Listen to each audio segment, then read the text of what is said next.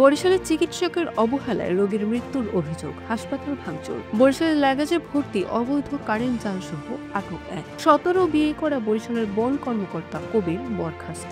ভুয়া র্যাব পরিচয়ে প্রতারণা, আগুইছাড়ায় শ্রমিক দল নেতা সহ 3 জন গ্রেফতার। ঝালকাঠিতে বিআরটিসি বাস চালকের ঝুলন্ত মরদেহ উদ্ধার। কুয়াকাটা সৈকত নারী পর্যটকদের গোসলের ভিডিও ধারণের অভিযোগে যুবকের কারাদণ্ড। বরিশালে উদাসীন কর্তৃপক্ষ, সড়ক মেরামত করছে পুলিশ। দুর্গাপুজো উপলক্ষে ভারতে গেল ইলিশের প্রথম চালান। আসসালামু আলাইকুম। বরিশাল ডট নিউজ থেকে রাত 9টার শীর্ষ সংবাদ আমি ফারহানা করিম তুলি। এতক্ষণ শুনলেন সংবাদ শিরোনাম, এখন বিস্তারিত। বরিশালের মুলাদী উপজেলা স্বাস্থ্য কমপ্লেক্সে চিকিৎসকের অবহেলায় এক রোগীর মৃত্যুর অভিযোগ তুলে ক্ষুব্ধ স্বজনরা হাসপাতালের বিভিন্ন সরঞ্জাম ভাঙচুর করেছে।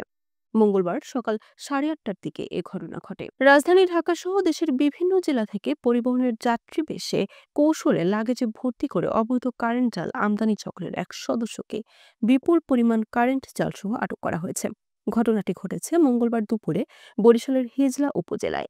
নানা প্রলোভনে 17 বিয়ে করে দেশব্যাপী আলোচনার সৃষ্টি করা সেই বরিশাল বিভাগীয় বন কর্মকর্তা কবির হোসেন পাটোয়ারীকে সাময়িক বরখাস্ত করা হয়েছে।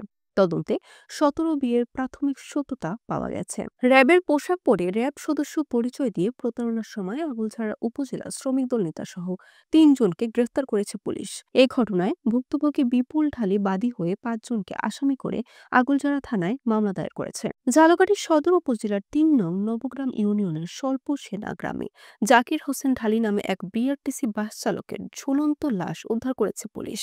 মঙ্গলবার সকালে নিজ গ্রামের বাড়ির সামনে থেকে তার মরদেহ উদ্ধার করা হয়। কুয়াকাটা সমুদ্র সৈকতে নারী পর্যটকের গোসলের ভিডিও ধারণের অভিযোগে মোহাম্মদ রুবেল নামে এক যুবককে ভ্রাম্যমাণ আদালত 1 মাসের সশ্রম কারাদণ্ড দিয়েছে।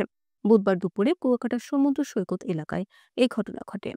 বরিশালে শেরে বাংলা মেডিকেল কলেজ হাসপাতালের আমতলা মোড় সহ বিভিন্ন স্থানে সড়কের বেহাল দশা থাকলেও মেরামত করতে উদাসীন সংশ্লিষ্ট কর্তৃপক্ষ।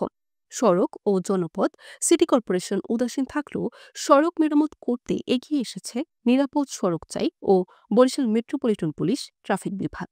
আসন্ন দুর্গাপুজো উপলক্ষে সরকার 37 জন রপ্তানিকারককে 1200 টন ইলিশ ভারতে রপ্তানির অনুমতি দিয়েছে। প্রতি কেজি ইলিশের রপ্তানি মূল্য $12.50, যা বাংলাদেশি টাকায় 1525 টাকা। ইলিশ রপ্তানি ভারতের সঙ্গে সৌহার্দ্য বাড়াবে বলেছেন ব্যবসায়ীরা। Barishal dot news.